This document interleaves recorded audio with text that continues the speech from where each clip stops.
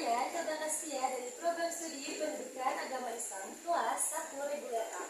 Pada kesempatan kali ini saya akan menjelaskan materi tentang karakteristik ayat-ayat Makkiyah dan Madaniyah.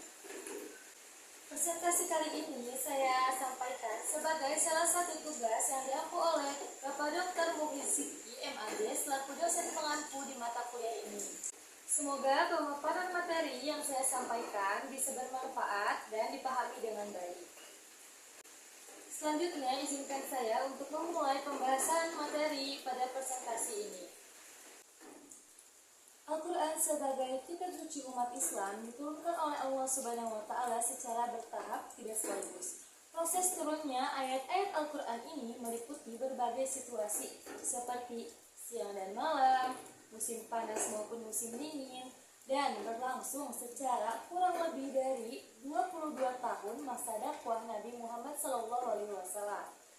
Dalam kajian ilmu Al-Quran terdapat banyak istilah penting seperti huruf, asbabun nuzul, nasawa mansuh, hakikat dan majaz, izan Al-Quran, rosem Al-Quran, serta amsalun Al-Quran.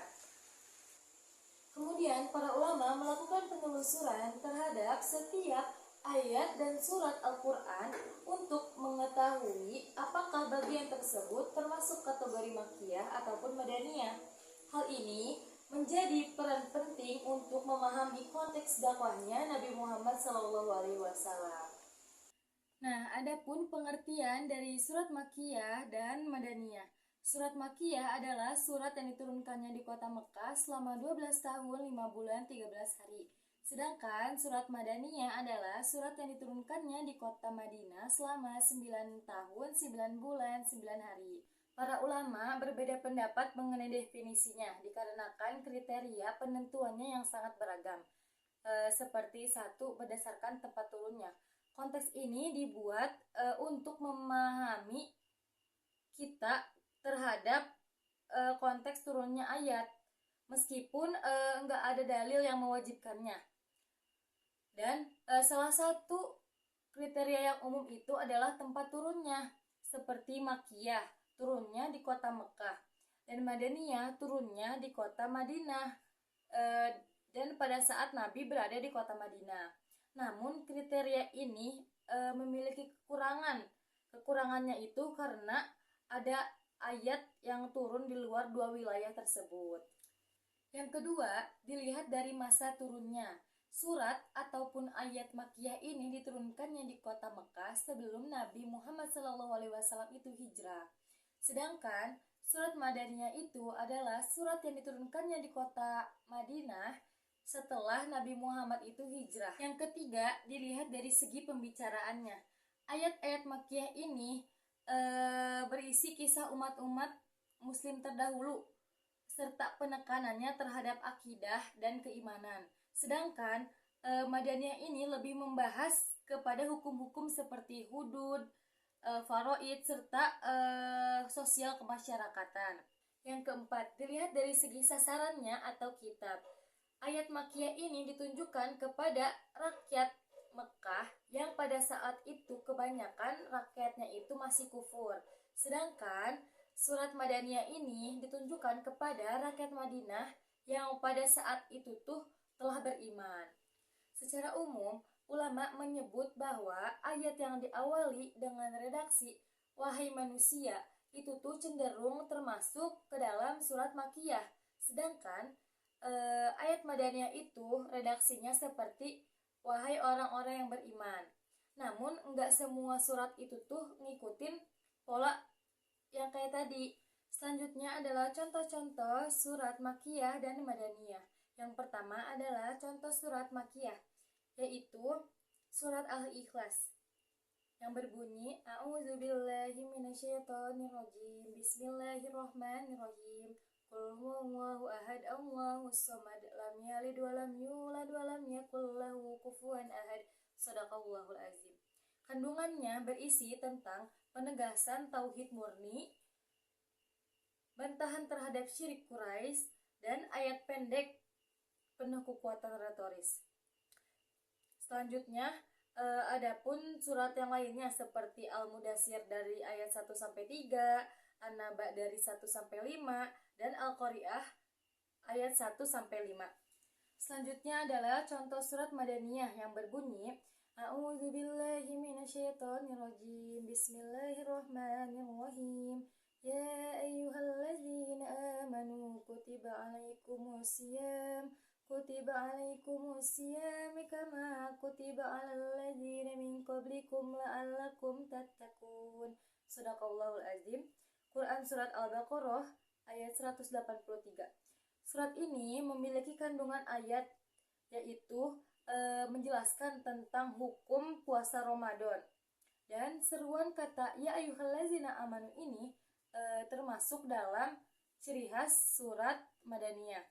Dan adapun contoh-contoh yang lainnya, surat-surat Madaniyah yang biasanya itu panjang-panjang dan berada di awal mushaf Al-Quran. Nah, selanjutnya adalah perbedaan surah Makkiyah dan Madaniyah. Perbedaan ini dibedakan menjadi 5. Yang pertama, perbedaan berdasarkan waktu turunnya. Seperti halnya penjelasan yang tadi, kalau misalnya surat Makkiyah itu diturunkannya di kota Mekah sebelum Nabi itu hijrah.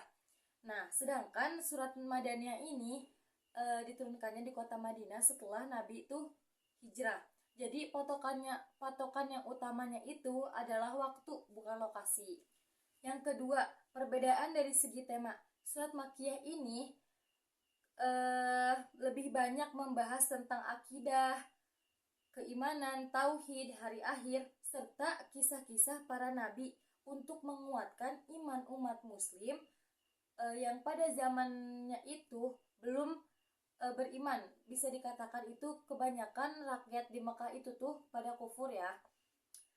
Sedangkan surat Madaniyah ini lebih banyak memuat tentang hukum-hukum hudud, faraid, serta sosial kemasyarakatan seperti muamalah, warisan, pernikahan, zakat, jihad, dan lain-lain. Yang ketiga, perbedaan dari segi gaya bahasa. Ayat Makkiyah ini cenderung pendek, tegas, dan ritmis, serta banyak sumpah seperti demi masa dan lain-lain.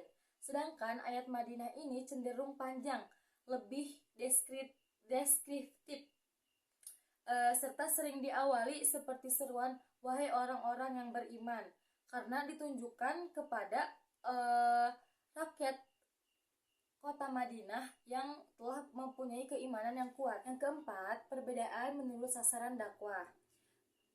Surat Makkiyah ini ditunjukkan kepada orang-orang kafir Quraisy. Untuk apa? Untuk memperbaiki keimanannya dan meninggalkan penyembahannya terhadap berhala. Sedangkan surat Madaniyah ini ditunjukkan untuk orang-orang muslim di kota Madinah untuk mengatur kehidupan sosialnya, politiknya, serta ekonominya yang menurut syariat. Yang kelima, perbedaan dari contoh surat. Surat Makkiyah ini cenderung lebih pendek dan ritmis. Dan kebanyakan surat-suratnya itu terdapat di akhir mushaf Al-Quran. Sedangkan surat Madaniyah ini cenderung deskriptif dan panjang. Seringkali kita temui pada awal-awal mushaf Al-Quran, yaitu seperti Al-Baqarah, Al-Imran, An-Nisa, dan lain-lainnya. Nah, kesimpulan dari materi yang saya jelaskan ini adalah kita dapat memahami bahwa ayat-ayat Al-Quran itu terbagi menjadi 2, yaitu ayat Makkiyah dan ayat Madaniyah. Berdasarkan waktu turunnya, yaitu sebelum Nabi Muhammad SAW itu hijrah dan setelah Nabi Muhammad SAW itu hijrah ke Madinah. Pembagian kelompok ini sangat penting karena membantu kita memahami konteks wahyu dan makna yang ingin disampaikan oleh Allah Subhanahu wa Ta'ala. Perbedaan ini menunjukkan bahwa wahyu diturunkannya oleh Allah Subhanahu wa Ta'ala sesuai dengan kebutuhan zaman umat Islam pada waktu itu. Memahami kedua karakteristik ini membantu kita untuk tidak salah paham dalam menafsirkan ayat-ayat Al-Quran, serta menyadari bahwa setiap ayat memiliki tujuan dan hikmah yang tertentu. Dengan demikian, pemaparan materi yang dapat saya sampaikan, kurang lebihnya mohon dimaafkan. Terima kasih. Wassalamualaikum warahmatullahi wabarakatuh.